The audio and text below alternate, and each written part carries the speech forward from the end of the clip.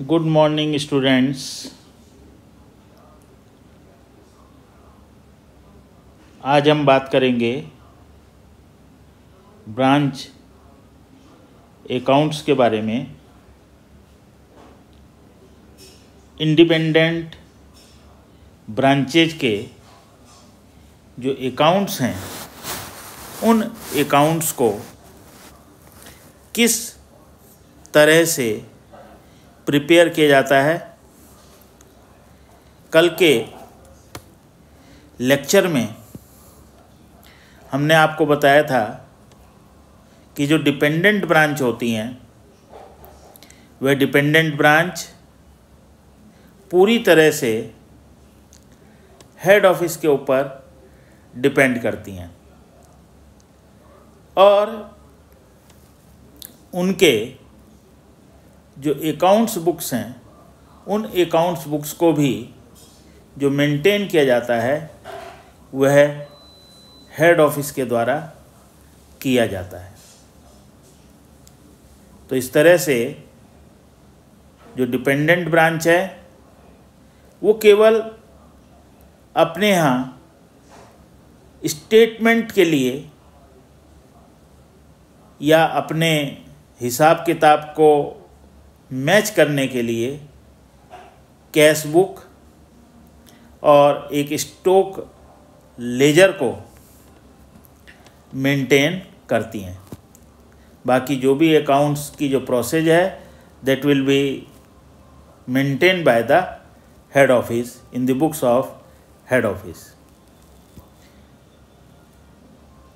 कल के लेक्चर में हमने आपको बताया था कि सबसे पहले जो डिपेंडेंट ब्रांच है उनके यहाँ हम सिंपल मेथड जो है जिसको कि साधारण रीति के नाम से जाना जाता है उसके अंतर्गत अकाउंट्स के प्रोसेस को आपको क्लियर करेंगे कि किस तरह से जो है अकाउंट्स जो हैं वो प्रिपेयर किए जाएंगे, बनाए जाएंगे।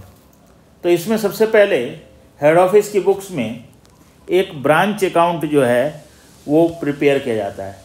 उसका जो परफॉर्मा है कि किस तरह से ब्रांच अकाउंट जो है बनाया जाएगा उसके परफॉर्मे को मैं आपको एक्सप्लेन कर रहा हूँ कि उसका परफॉर्मा जो है वो किस प्रकार से जो है बनाया जाएगा, वो जो है मैं आपको एक्सप्लेन करता हूँ। तो सबसे पहले in the books of head office we have to prepare a branch account.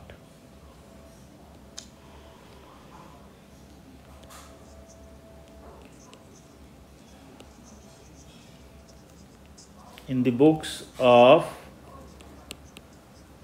head office branch account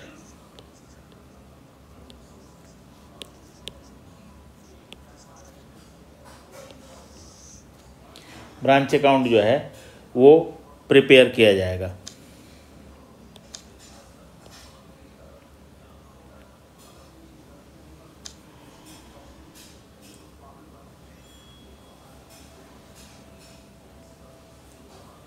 branch account prepare करने के लिए हमें जो है इसके कॉलम्स को प्रिपेयर करना पड़ेगा, बनाना पड़ेगा।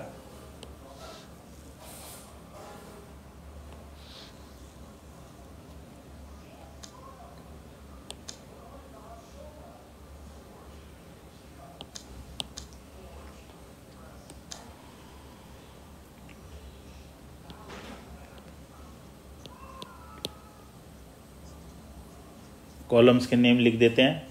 पर्टिकुलर्स, अमाउंट रुपीज में, फिर पर्टिकुलर्स,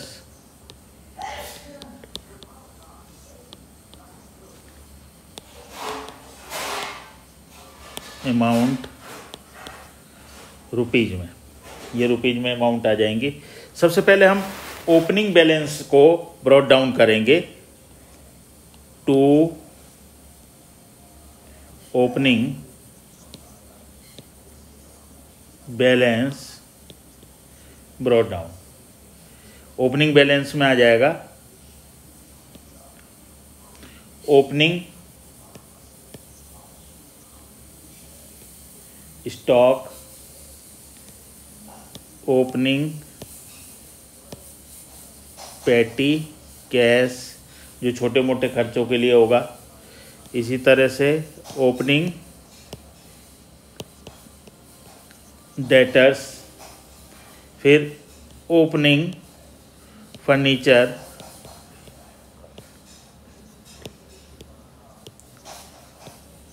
या और कोई संपत्ति जो है जो उसका ओपनिंग बैलेंस होगा, तो उसको हम लेकर के चलेंगे। इसी तरह से हेड ऑफिस ने जो गुड्स सप्लाइड किया है ब्रांच को, तो उसको लिखेंगे to goods sent to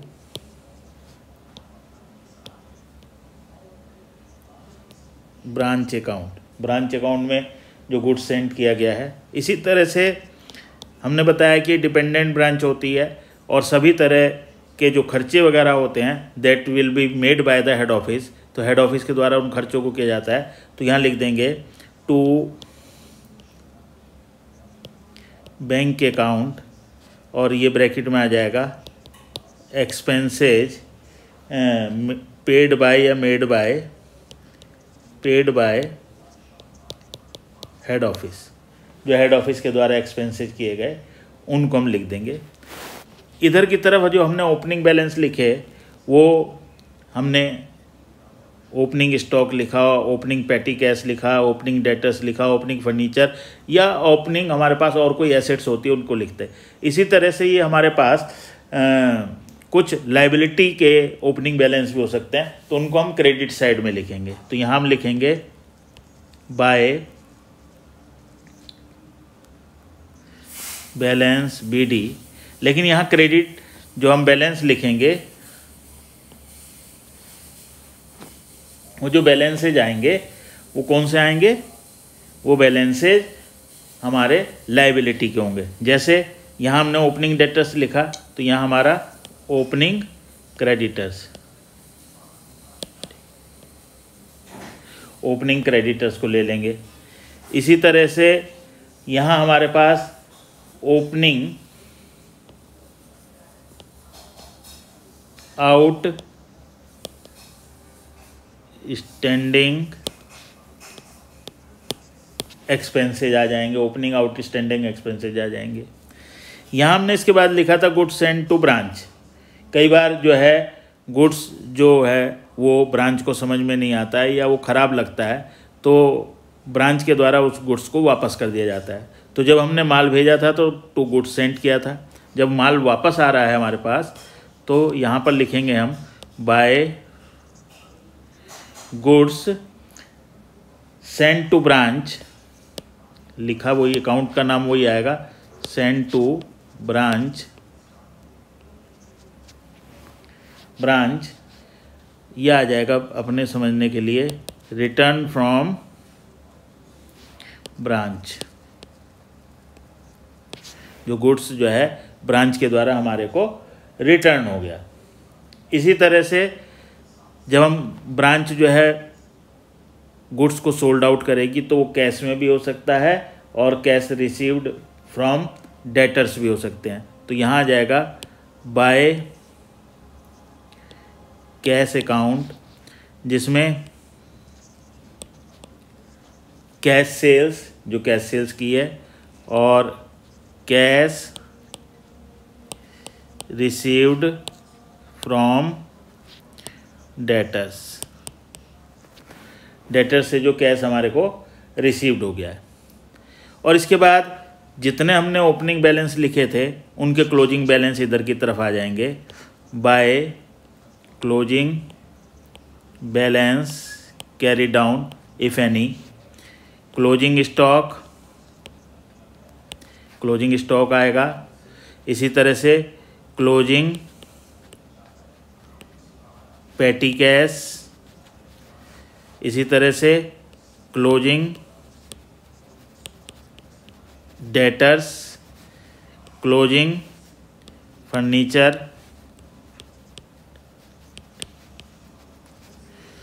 etcetera. इसी तरह से यहाँ हमने ओपनिंग लिखे थे जो हमारे लाइबिलिटी साइड के थे, जैसे ओपनिंग क्रेडिटर्स हमने लिखा था, तो इनका भी जो बैलेंस है वो हम यहाँ पर लिख देंगे to closing balance carry down, और वो आ जाएगा closing creditors closing outstanding expenses if any. अब इसके बाद हम बैलेंस निकालेंगे, बैलेंस बराबर करेंगे, और जो बैलेंस आएगा अगर वो इस साइड में आ रहा है तो वो कहलाएगा gross profit. To profit and loss account, यानी कि जिसको कि ट्रांसफ़र कर दिया जाएगा general profit and loss account में, to general profit and loss account balance, अगर वो आ रहा है। और अगर मान लिया था कि बैलेंस इस साइड में आ रहा है, दूसरी साइड में क्रेडिट साइड में आ रहा है, तो भी वो ट्रांसफ़र किया जाएगा general profit and loss account में। वहाँ लिख दिया जाएगा bye general profit and loss account, general profit and loss account, और वो जो अमाउंट होगी वो लॉस की जो है अमाउंट जो है होगी, उसको हम लॉस की अमाउंट के अंतर्गत रखेंगे।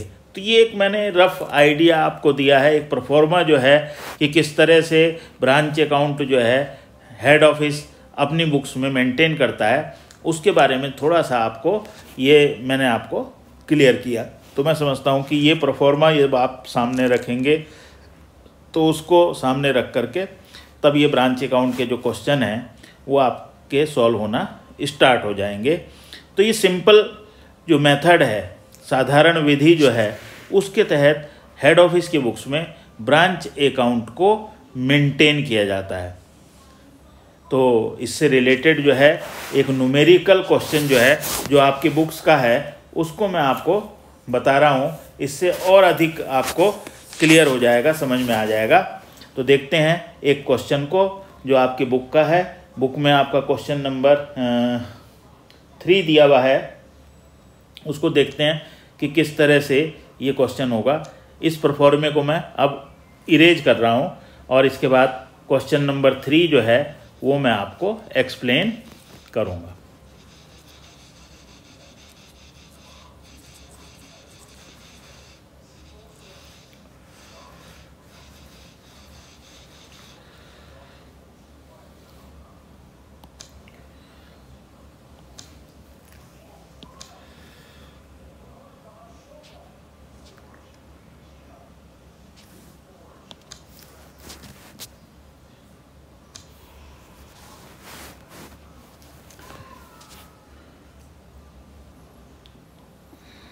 Question number 3. From the following particulars of a branch to which its head office invoice goods at cost, prepare branch account in the books of head office. Head office के books में आपको branch account जो है वो prepare करना है। तो सबसे पहले हम यहाँ लिखेंगे इन द बुक्स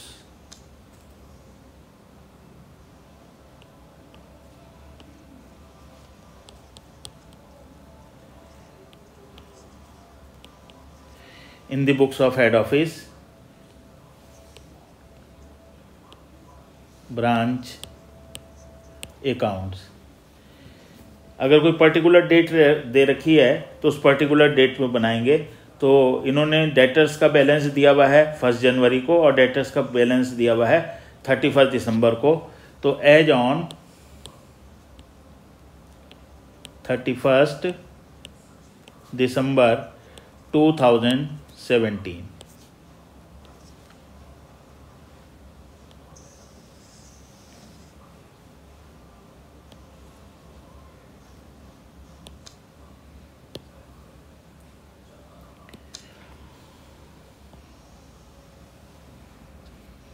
ब्रांच अकाउंट के कॉलम्स हम लेकर के चलते हैं।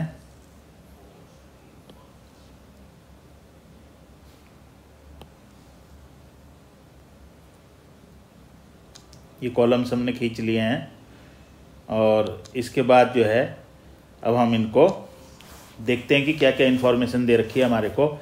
सबसे पहले to balance BD. Balance BD में सबसे पहले हमारे पास आ जाएगा ओपनिंग स्टॉक। ओपनिंग स्टॉक हमारे को क्वेश्चन में गिवन है 15,000, 15,000 रुपये का ओपनिंग स्टॉक दिया हुआ है। ओपनिंग डेटर्स हमारे को दिए हुए हैं, ओपनिंग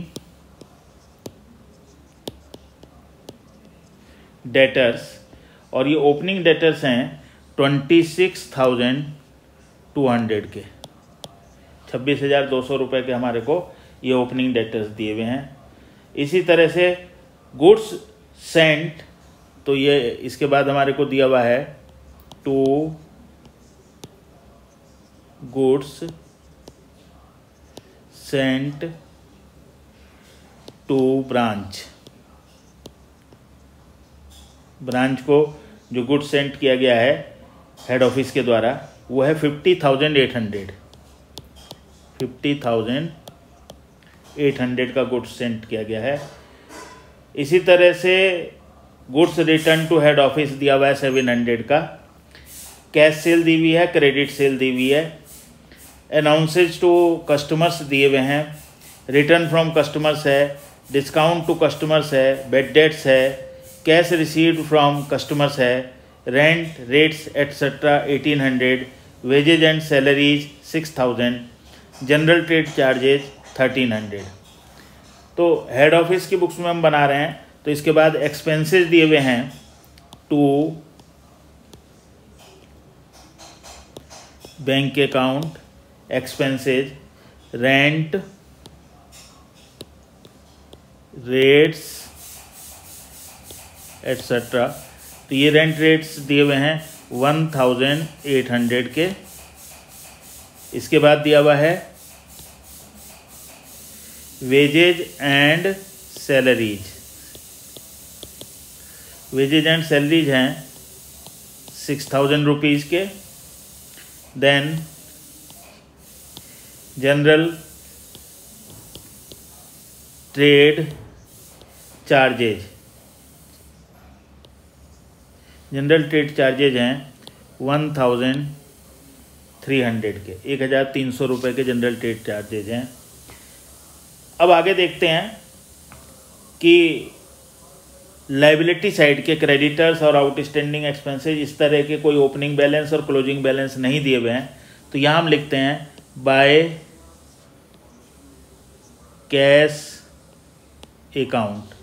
कैश अकाउंट में हम सबसे पहले लिखेंगे कैश सेल्स, और कैश सेल्स हमारे को गिवन है 33,500 की, 33,500 की कैश सेल्स है। फिर इसके बाद हमने दूसरी बात बताई थी कि हमें लिखना है कैश रिसीव्ड फ्रॉम डेटर्स। जो ब्रांच के डेटर्स हैं, जिनको उधार माल बेचा था, कस्टमर्स जो हैं, उनसे कितना कैश रिसीव्ड किया है,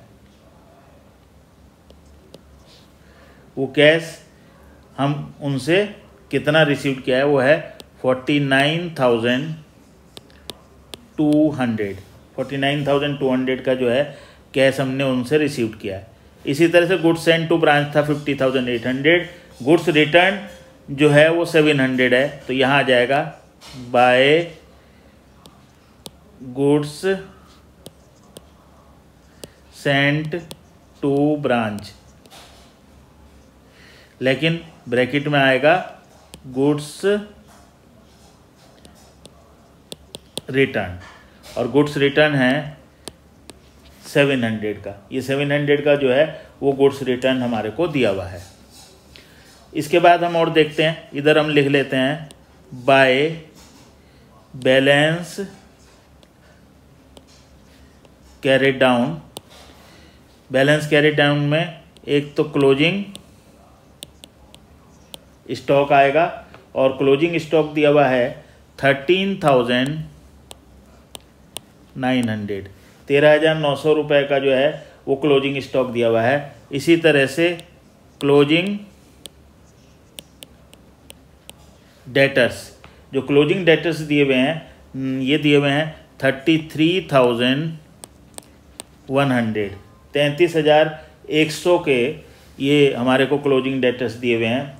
तो ओपनिंग डेटर्स हो गए, क्लोजिंग डेटर्स हो गए, ओपनिंग स्टॉक हो गया, क्लोजिंग स्टॉक हो गया, गुड्स फ्रॉम हेड ऑफिस हो गया, गुड्स रिटर्न भी हो गया, कैश सेल हो गई। फिर इसके बाद दी हुई है क्रेडिट सेल। क्रेडिट सेल जो है इसका रिलेशन डेटर से होता है, इसलिए इसका ब्रांच अकाउंट में कोई लेना देना नहीं है। इसी तरह से अलाउंस या डिस्काउंट टू कस्टमर्स जो है, ये इसका जो रिलेशन है वो भी डेटर्स अकाउंट से होता है, कस्टमर्स अकाउंट से होता है, ये कस्टमर अकाउंट में जाती है, इसलिए इसको भी यहाँ पर हम नहीं ले करके चलेंगे। इसी तरह से जो गुड्स कस्टमर्स के द्वारा वापस किया गया है, ये भी डेटर्स अकाउंट से रिलेटेड इन्फॉर्मेशन है, तो इसका भी ब्रांच अकाउंट में कोई लेना देना नहीं है। डिस्काउंट टू कस्टमर मैं पहले ही आपको ऑलरेडी बता चुका हूँ कि डिस्काउंट अलाउंसेज ये जो कस्टमर्स अकाउंट से रिलेटेड हैं, डेटर से रिलेटेड हैं, तो डेटर्स अकाउंट में जाएंगे। बैड डेट्स ये भी डेटर्स अकाउंट से रिलेटेड है, क्योंकि जो पैसा हमने माल उधार बेचा है और कस्टमर्स के द्वारा नहीं मिल रहा है, डूब गया है, उसको हम बैड डेट्स के नाम से जानते हैं, तो ये भी कस्टमर अकाउंट में आएगा, डेटर्स अकाउंट में आएगा, इसलिए इसको भी यहाँ पर नहीं लिखा जाएगा। कैश रिसीव्ड फ्रॉम डेटर्स ये हमने लिख लिया है, और expenses, rent, rates, wages and salaries, general trade charges ये भी हमने लिख लिया है, और कोई इन्फॉर्मेशन जो है हमारे को नहीं दी गई है। तो अब हम इनका टोटल करके देख लेते हैं कि क्या बैलेंस आ रहा है, और वो बैलेंस जो है हम निकाल लेते हैं। तो टोटल कर लेते हैं।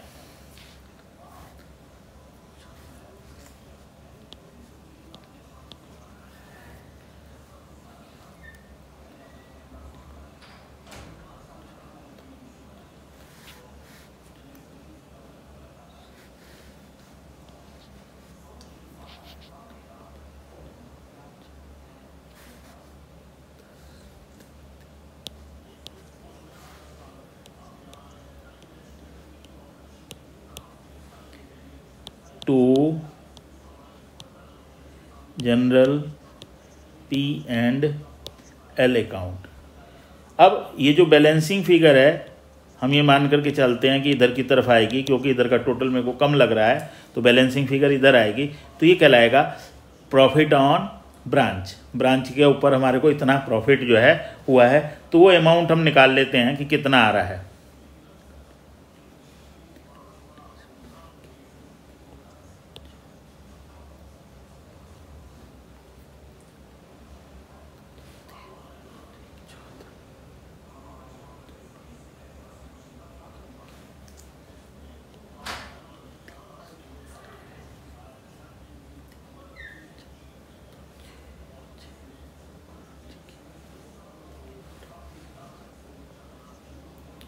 तो 29,300 का जो है ये बैलेंस आ रहा है।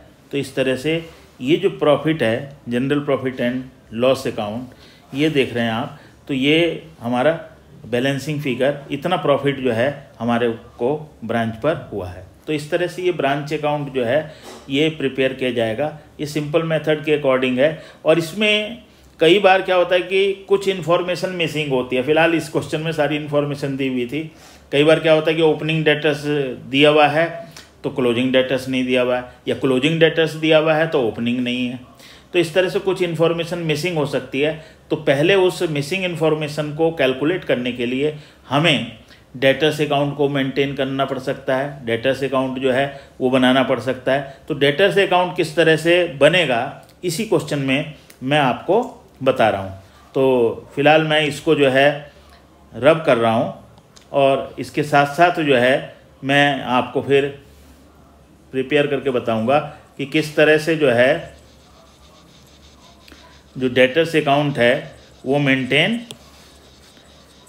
किया जाएगा इन द बुक्स ऑफ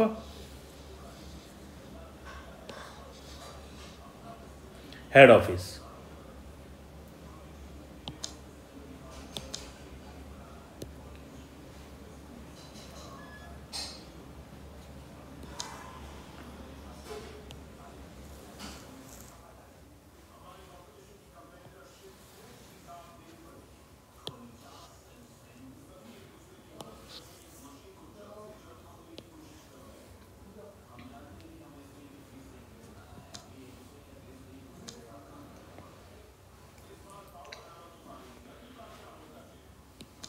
अब इसके बाद हम ब्रांच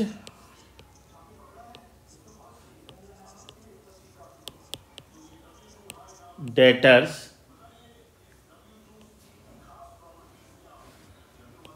अकाउंट्स प्रिपेयर करेंगे।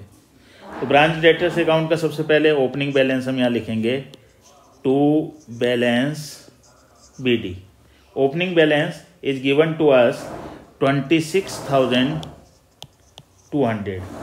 26,200 का ये ओपनिंग बैलेंस लिखा हुआ है। तो क्लोजिंग बैलेंस इसका आ जाएगा इधर बाय बैलेंस कैरी डाउन, और क्लोजिंग बैलेंस जो दिया हुआ है वो 33,100 का जो है वो क्लोजिंग बैलेंस जो है दिया गया है। अब इसमें डेटर्स को जितने भी आइटम्स इंक्रीज करने वाले हैं वो डेबिट साइड में, डेटर्स को जितने भी आइटम्स डिक्रीज करेंगे, कम करेंगे, उनको हम क्रेडिट साइड में लेकर के चलेंगे। तो मैं एक एक आइटम्स को पढ़ता हूँ और उसके अकॉर्डिंगली जो है आपको बताऊँगा। ओपनिंग स्टॉक, क्लोजिंग स्टॉक, इन दोनों से ब्रांच डेटर्स पर कोई भी इफेक्ट नहीं पड़ेगा। Goods from head office, goods return to head office, इससे भी ब्रांच डेटर्स अकाउंट में कोई भी जो फ़र्क है वो नहीं पड़ेगा, क्योंकि इसका कोई लेना देना नहीं है। कैश सेल्स का भी ब्रांच डेटर्स से कोई लेना देना नहीं होता है। क्रेडिट सेल्स से जो ब्रांच के डेटर्स हैं वो इंक्रीज हो जाएंगे, तो इनको हम डेबिट साइड में लिखेंगे। तो यहाँ लिखा जाएगा टू सेल्स अकाउंट क्रेडिट। जो क्रेडिट सेल्स आपकी है वो लिखी जाएगी, क्योंकि इससे ब्रांच की जो डेटर्स हैं वो इंक्रीज हो जाएंगे। ये 60,000 जो है यहाँ पर हमने लिख दिया। फिर इसी तरह से दिए हुए हैं अलाउंसेस टू कस्टमर, इससे कस्टमर जो है हमारे कम हो जाएंगे, डेटर्स जो हैं कम हो जाएंगे जब हम उनको अलाउंस देंगे। तो बाय